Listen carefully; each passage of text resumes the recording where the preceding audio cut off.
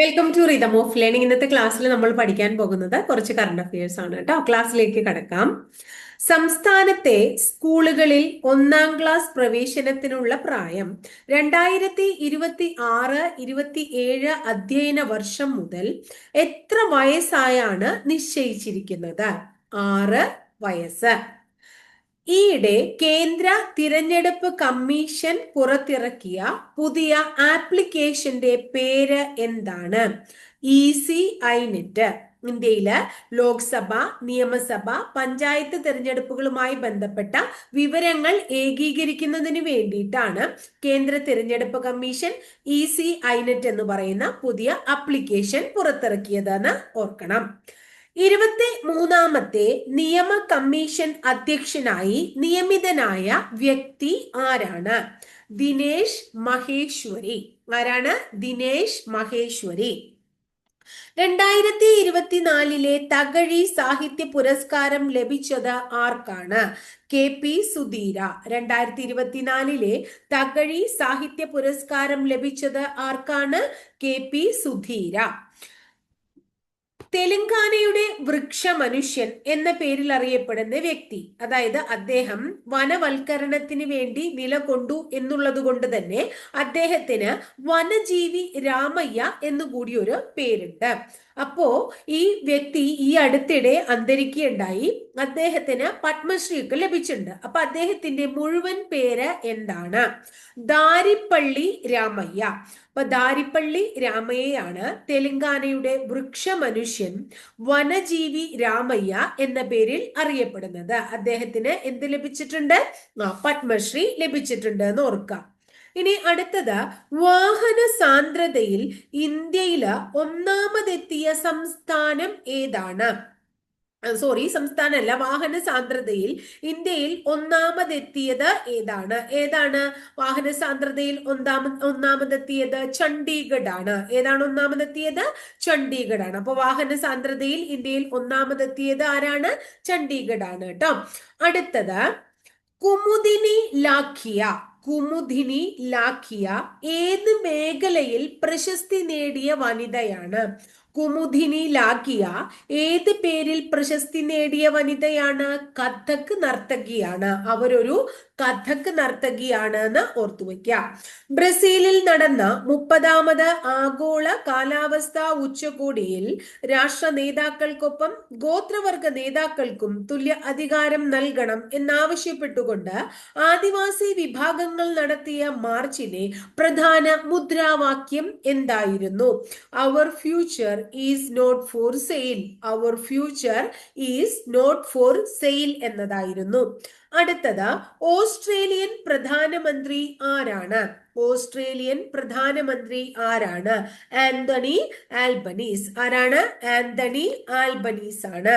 ബ്രിട്ടനിലെ ഓക്സ്ഫഡ് ആസ്ഥാനമായുള്ള Reuters institute of study for ജേർണലിസത്തിന്റെ ഡയറക്ടറായി നിയമിതയായ ഇന്ത്യൻ മാധ്യമ പ്രവർത്തക ആരാണ്? മിതാലി മുഖർജി. ബ്രിട്ടനിലെ ഓക്സ്ഫഡ് ആസ്ഥാനമായുള്ള Reuters institute of study for ജേർണലിസത്തിന്റെ ഡയറക്ടറായി നിയമിതയായ ഇന്ത്യൻ മാധ്യമ പ്രവർത്തക ആരാണ്? മിതാലി മുഖർജി. സംഘർഷങ്ങൾ നിലനിൽക്കെ ചിനാബ് നദിയിലെ നീരൊഴുക്ക് കുറയ്ക്കുന്നതിനായി ഏത് ഡാമിന്റെ ഷട്ടറുകളാണ് ഇന്ത്യ അടച്ചത്? ബഗ്ലിഹാർ. സംഘർഷങ്ങൾ നിലനിൽക്കെ ചിനാബ് നദിയിലെ നീരൊഴുക്ക് കുറയ്ക്കാൻ ഏത് ഡാമിന്റെ ഷട്ടറുകളാണ് ഇന്ത്യ അടച്ചത്? ബഗ്ലിഹാർ. 12,500 വർഷം മുമ്പ് വംശനാശം സംഭവിച്ച ഏത് വെള്ളച്ചെന്നായ് ഇനത്തെയാണ് ജനിതക എഞ്ചിനീയറിംഗിലൂടെ അടുത്തിടെ പുനഃസൃഷ്ടിച്ചത്? Dire wolf. ഏതാണ്? Dire wolf. 12,500 വർഷങ്ങൾക്ക് മുമ്പ് വംശനാശം സംഭവിച്ച ഏത് വെള്ളച്ചെന്നായ് ഇനത്തെയാണ് ജനിതക എഞ്ചിനീയറിംഗിലൂടെ അടുത്തിടെ പുനഃസൃഷ്ടിച്ചത്? Dire wolf. അടുത്തത്, 2025 ഇന്ത്യ ജസ്റ്റിസ് റിപ്പോർട്ട് പ്രകാരം 10 ലക്ഷം പേർക്ക് എത്ര ജഡ്ജിമാർ എന്ന കണക്കാണ് രാജ്യത്ത് നിലവിൽ ഉള്ളത്? 15 ജഡ്ജിമാർ. 2025 ഇന്ത്യ ജസ്റ്റിസ് റിപ്പോർട്ട് പ്രകാരം 10 ലക്ഷം പേർക്ക് എത്ര ജഡ്ജിമാർ എന്ന കണക്കാണ് രാജ്യത്ത് നിലവിലുള്ളത്? 15 ജഡ്ജിമാർ. കേന്ദ്ര കായിക മന്ത്രാലയം ഏർപ്പെടുത്തിയ 2022-23 നാഷണൽ യൂത്ത് അവാർഡ് നേടിയ മലയാളി വനിത ആരാണ്? എം ജോവാന ജുവൽ. കേന്ദ്ര കായിക മന്ത്രാലയം പുറത്തിറക്കിയ 2022-23 നാഷണൽ യൂത്ത് അവാർഡ് നേടിയ മലയാളി വനിത ആരാണ്? M Jovana Juvel. Next one, Kerala ഹൈക്കോടതിയിലെ ആദ്യത്തെ വനിതാ ഡെപ്യൂട്ടി സോളിസിറ്റർ ജനറലായി നിയമിതയായത് ആര്? O M Shalina. കേരള ഹൈക്കോടതിയിലെ ആദ്യത്തെ വനിതാ ഡെപ്യൂട്ടി സോളിസിറ്റർ ജനറലായി നിയമിതയായത് ആര്? O M Shalina. Next one, രാജ്യചരിത്രത്തിൽ ആദ്യമായി ഗവർണറുടെയോ രാഷ്ട്രപതിയുടെയോ ഒപ്പില്ലാതെ ബില്ലുകൾ നിയമമായത് ഏത് സംസ്ഥാനത്താണ്? തമിഴ്നാട്. രാജ്യചരിത്രത്തിൽ ആദ്യമായി ഗവർണറുടെയോ രാഷ്ട്രപതിയുടെയോ ഒപ്പില്ലാതെ ബില്ലുകൾ നിയമമായത് ഏത് സംസ്ഥാനത്താണ്? തമിഴ്നാട്. ഇന്ത്യയിലെ ഏത് നവോത്ഥാന പ്രസ്ഥാനത്തിന്റെ 150-ാം വാർഷികമാണ് 2025 ഏപ്രിൽ 10 ആഘോഷിച്ചത്? ആര്യസമാജം. ഇന്ത്യയിലെ ഏത് നവോത്ഥാന പ്രസ്ഥാനത്തിന്റെ 150-ാം വാർഷികമാണ് 2025 ഏപ്രിൽ 10 ആഘോഷിച്ചത്? ആര്യ സമാജം. ചൈന ഭരണത്തിൽ പിടിമുറുക്കുന്ന സാഹചര്യത്തിൽ ഹോങ്കോങ്ങിലെ അവസാനത്തെ പ്രതിപക്ഷ രാഷ്ട്രീയ കക്ഷിയും ഈ പ്രവർത്തനം നിർത്താനായി തീരുമാനിച്ചു. ഈ കക്ഷിയുടെ പേരെന്താണ്? Democratic party. ചൈന ഭരണത്തിൽ പിടിമുറുക്കുന്ന സാഹചര്യത്തിൽ ഹോങ്കോങ്ങിലെ അവസാനത്തെ പ്രതിപക്ഷ രാഷ്ട്രീയ കക്ഷിയും പ്രവർത്തനം നിർത്താൻ തീരുമാനിച്ചു. ഏതാണ് ആ രാഷ്ട്രീയ കക്ഷി? Democratic party. കിലോമീറ്ററുകൾ അകലെയുള്ള ശത്രുക്കളുടെ ആയുധങ്ങളെ നിമിഷങ്ങൾക്കകം തകർക്കുന്ന ലേസർ അധിഷ്ഠിത സംവിധാനം ഇന്ത്യ വിജയകരമായി പരീക്ഷിച്ചു. ഏതാണ് ആ പരീക്ഷണം, അല്ലെങ്കിൽ അതിന്റെ പേരെന്താണ്? MK2A laser directed energy weapon.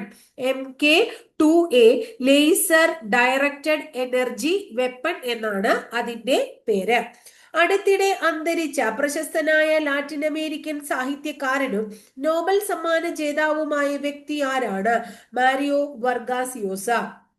അടുത്തിടെ അന്തരിച്ച പ്രശസ്തനായ ലാറ്റിൻ അമേരിക്കൻ സാഹിത്യകാരനും നോബൽ സമ്മാന ജേതാവുമായ വ്യക്തി ആരാണ്? Mario Vargas Llosa. കര നാവിക വ്യോമസേനകളുടെ സംയോജിത പ്രവർത്തനങ്ങളിൽ പരിശീലനം നേടിയ ഓഫീസേഴ്സിനെ വിളിക്കുന്ന പേര് എന്താണ്? Purple officer. കര നാവിക വ്യോമസേനകളിലെ സംയോജിത പ്രവർത്തനങ്ങളിൽ പരിശീലനം നേടിയ ഓഫീസേഴ്സിനെ വിളിക്കുന്ന പേര് എന്താണ്? പർപ്പിൾ ഓഫീസേഴ്സ് എന്നാണ്. 2025 കോപ്പ ഡെൽറേ ഫുട്ബോൾ ടൂർണമെന്റ് ജേതാക്കൾ ആരാണ്? ബാഴ്സലോണ. 2025 കോപ്പ ഡെൽറേ ഫുട്ബോൾ ടൂർണമെന്റ് ജേതാക്കൾ ആരാണ്? ബാഴ്സലോണ. നാഷണൽ സെക്യൂരിറ്റി അഡ്വൈസറി ബോർഡിന്റെ ചെയർമാനായി നിയമിതനായത് ആരാണ്? Alok Joshi. National security advisory ബോർഡിന്റെ ചെയർമാനായി നിയമിതനായത് ആരാണ്? അലോക് ജോഷി. 2008 നവംബർ 26 മുംബൈയിൽ നടന്ന ഭീകരാക്രമണത്തിലെ മുഖ്യപ്രതികളിൽ ഒരാളെ US നിന്ന് ഇന്ത്യയിൽ എത്തിച്ചു. ആരാണ് അയാൾ? തഹാവൂർ ഹുസൈൻ റാണ. തഹാവൂർ ഹുസൈൻ റാണ. 2008 നവംബർ 26 മുംബൈയിൽ നടന്ന ഭീകരാക്രമണത്തിലെ മുഖ്യപ്രതികളിൽ ഒരാളെ US നിന്ന് ഇന്ത്യയിൽ എത്തിച്ചു. ആരാണ്? തഹാവൂർ ഹുസൈൻ റാണ എന്ന് പറയുന്ന വ്യക്തിയാണ്. ഇന്ത്യയിൽ നിന്നുള്ള ഉൽപ്പന്നങ്ങൾക്ക് US ഏർപ്പെടുത്തിയ പകര ചുങ്കം എത്രയാണ്? 26%. ഇന്ത്യയിൽ നിന്നുള്ള ഉൽപ്പന്നങ്ങൾക്ക് US ഏർപ്പെടുത്തിയ പകര ചുങ്കം താരിഫ് എത്രയാണ്? 26%. സൂപ്പർ കപ്പ് ഫുട്ബോൾ കിരീടം നേടിയ ISL ടീം ഏതാണ്? FC Goa. Super cup football കിരീടം നേടിയ ISL ടീം ഏതാണ്? FC ഗോവ. അടുത്തത് 2025 ലോക ഭൗമ ദിനത്തിന്റെ പ്രമേയം എന്താണ്? Our power our planet. Our power our planet. 2025 ലോക ഭൗമ ദിനത്തിന്റെ പ്രമേയം അവർ പവർ അവർ പ്ലാനറ്റ് എന്നാണ്. അപ്പൊ ഇത്രയാണ് ഇന്നത്തെ ക്ലാസ്സിൽ നമ്മൾ പഠിക്കുന്നത്. ക്ലാസ് ഒക്കെ ഇഷ്ടപ്പെടുകയാണെങ്കിൽ തീർച്ചയായിട്ടും നിങ്ങളുടെ കൂട്ടുകാരിലേക്ക് ഒന്ന് ഷെയർ ചെയ്തെത്തിക്കുക.